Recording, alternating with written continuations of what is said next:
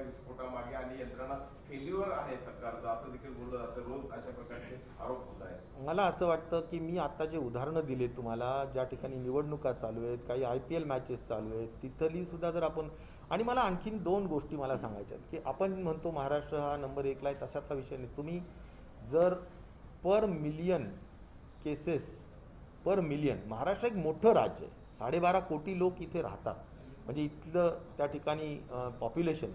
त्यामुळे पर मिलियन दर 10 लाखामागे किती केसेस असं जर बघितलं तर आपल्यापेक्षा दिल्लीवर आहे, पाँडिचेरीवर आहे, गोवावर आहे, अनेक राज्य. अशा वेळेस महाराष्ट्र हे 7व्या नंबरला आहे पर मिलियन केसेसमध्ये संख्या असेल.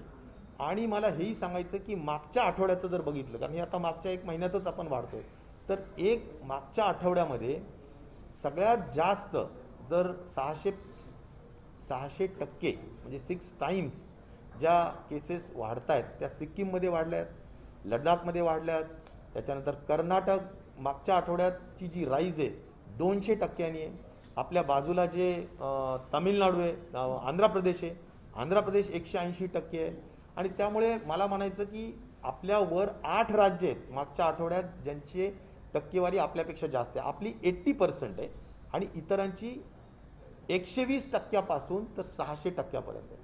त्यामुळे बऱ्याच राज्यांमध्ये हे मागच्या काही 2 आठवड्यामध्ये अतिशय मोठ्या पद्धतीनं वाढत आहे.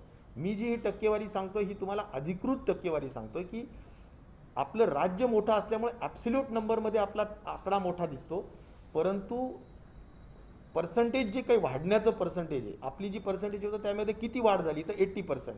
पण तेच जर आपण सिक्कीममध्ये बघितलं तर 600%, आंध्र प्रदेशमध्ये बघितलं तर 150%, तुमच्या बाजूला असलेलं कर्नाटक बघितलं तर 119%. अशी टक्केवारी सगळीकडे आहे, वाढतोय. देशातच अनेक राज्य वाढत आहेत. आपल्याला काही इतर राज्यांकडे बोट दाखवायचं नाही आहे काय करतायत काय नाही. आपल्या राज्याला जे जे काही करता येणं शक्य असेल आणि केंद्र शासनाचं जे जे मार्गदर्शन असेल, केंद्र शासनाचं मार्गदर्शनाप्रमाणे तंतोतंत कानामात्रासुद्धा न बदलता आम्ही कार्य करत आहोत, अतिशय प्रामाणिकपणे कार्य करत आहोत. त्याच्यामध्ये अनेक गोष्टींमध्ये प्रधानमंत्री महोदयांनी सुद्धा VCमध्ये जसं RT-PCR असेल त्याच्याबद्दल चांगलंच मत व्यक्त केलं आहे. तर आम्हाला ज्या काही सूचना केलेल्या आहेत ते काही क्रिटिसिझम नाही आहे, ते काही आलोचन नाही आहे. मला असं म्हणायचं आहे त्या सूचना आहेत की बाबा आणखीन जास्त टेस्टिंग वाढवा. आता मी तर म्हणतो 3 लाख टेस्टिंग पुण्यात आहेत, पण आणखीन जास्त वाढवा. आता आपण आणखीन जास्त वाढवू. त्यांनी ज्या ज्या सूचना दिलेल्या आहेत, टेस्टिंग वाढवा, ट्रॅकिंग ट्रेसिंग वाढवा, त्या आम्ही निश्चित प्रकारे करतोय. आणि कोविड ॲप्रोप्रिएट बिहेवियरवर त्यांनी भर दिलेला आहे, तो पण आपण निश्चित प्रकारे प्रशासनाला वारंवार सांगतोय. माननीय मुख्यमंत्री सांगतायत, उपमुख्यमंत्री सांगतायत, आम्ही आमच्या डिपार्टमेंटकडून सांगतोय, पोलीस प्रशासन त्या ठिकाणी सगळ्या पद्धतीनं अलर्ट केलेलं आहे. त्यामुळे मला असं वाटतं की आपण करतो आहोत.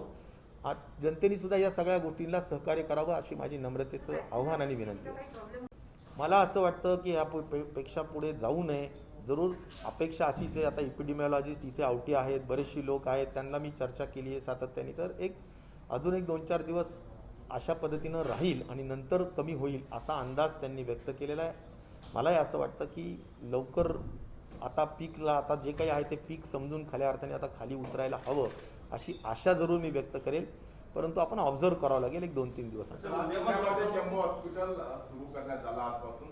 महापौर आणि अधिकाऱ्यांनी त्याची पाहणी केली. त्यावेळी ते असं म्हटलं की राज्य सरकारकडून अपेक्षित आर्थिक सहाय्य आम्हाला मिळत नाही. एक प्रकारची खंत किंवा अपेक्षा त्यांनी व्यक्त केली आहे त्या उपाययोजना आणि यंत्रणा उभा करण्यामध्ये.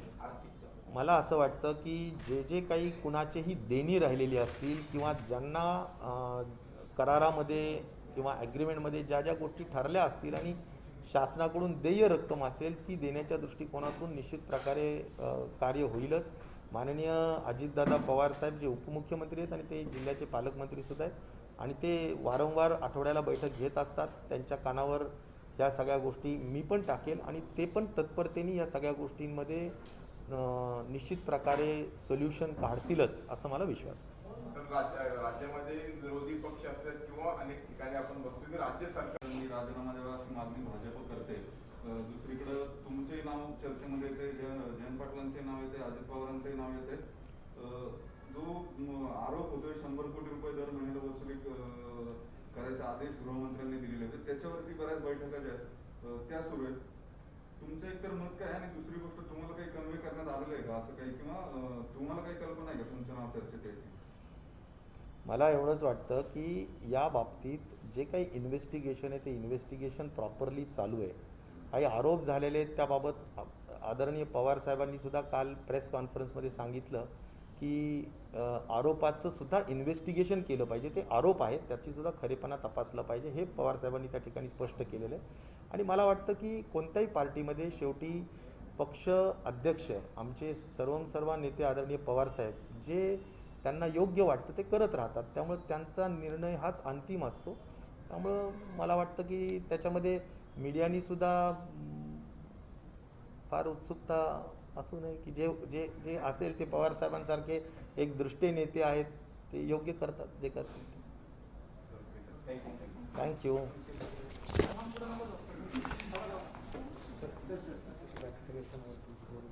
काय करायचं वॅक्सिनेशन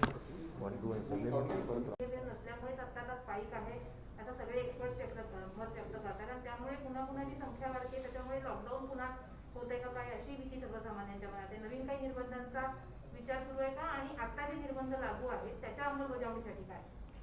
हे बघा सध्याचा जो निर्बंध लागू आहे त्याच्यासाठी प्रशासन म्हणजे कलेक्टर्स कमिशनर्स यांना आम्ही VC द्वारे फार सक्तीनं हे सगळे 15 मार्च या दिवशी जे काही निर्बंध गाईडलाईन्स जारी केलेल्या आहेत त्याची सक्तीनं अंमलबजावणी केलीच पाहिजे या दृष्टिकोनातूनच्या सूचना आम्ही दिलेल्या आहेत आणि त्या पाळल्याच पाहिजेत अशा पद्धतीची अपेक्षा आमची आहे आणि त्या दृष्टिकोनातून आम्ही आढावा सातत्याने घेत राहू.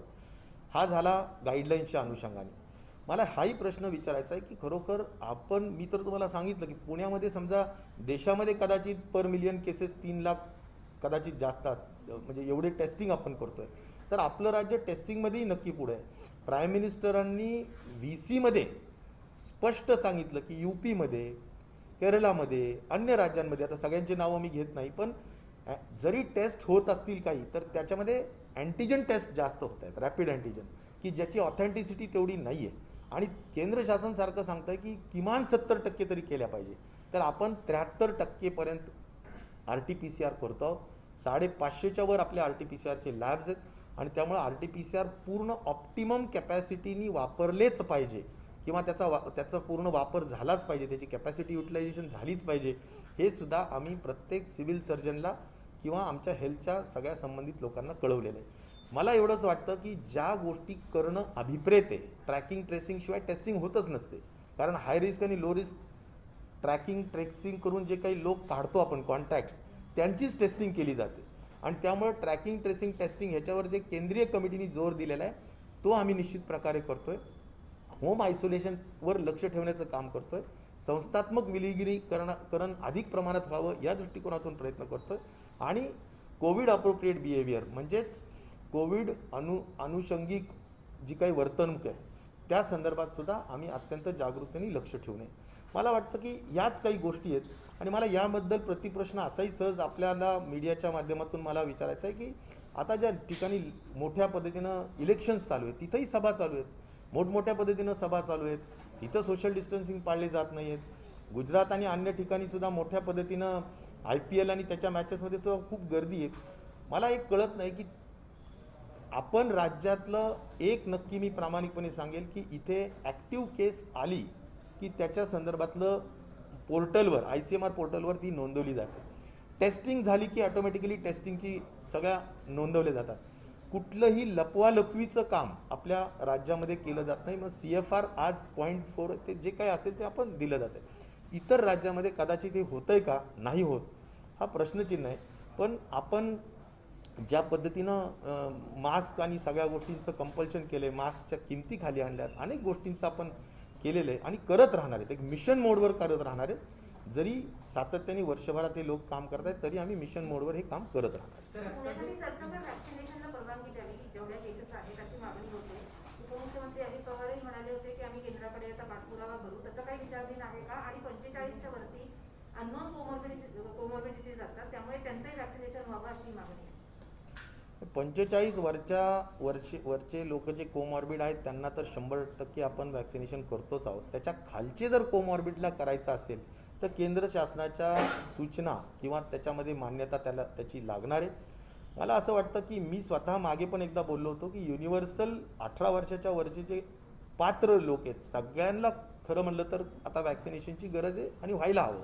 परंतु मान्य आहे आम्हाला की प्राथम्यक्रम हे जे वल्नरेबल पॉप्युलेशन आहे 1,77,00,000 की ज्याला इन्फेक्शन झालं तर त्याचा मृत्यू होण्याचं प्रमाण जास्त असतं किंवा त्यांना सिव्हिअर होण्याचे प्रमाण जास्त असतं. त्यामुळे त्याला अगोदर आपण करून घेतलं पाहिजे त्या घटकाला. आणि त्यामुळे हे प्राथम्य क्रमांकाचा विषय आम्ही 2-3 महिन्याच्या आत संपवणार आणि नंतर 45च्या खालची कोमॉर्बिडिटी असेल किंवा 18 वर्षाच्या वरचे युनिव्हर्सल लोकांचा विषय असेल त्या बाबतीत केंद्राकडे आजही आग्रही मागणी की त्या बाबतीत लगेचच विचार व्हायला हवा. आणि वॅक्सिनेशन मोठ्या पद्धतीनं आपण उत्पन्न वॅक्सिन करतोच आहोत. आम्ही तर हाही प्रस्ताव दिला आहे की कुठल्याही परिस्थितीत आपलं जे हाफकिन आहे तिथे सुद्धा जर आपल्याला संधी दिली तर आपण 17 कोटी वॅक्सिन्स वर्षामध्ये तयार करू शकतो. त्यामुळे वॅक्सिनचे डोस हा अजिबात विषय अडचणीचा नाहीच आहे. केंद्र शासनाच्या सगळ्या सूचनांचं अंमल आम्ही करतो आहोत. केंद्र शासनाकडे सगळी मागणी आम्ही केलेली आहे, त्यांची वाट आपण बघतो. 4 दिवसात जवळपास 5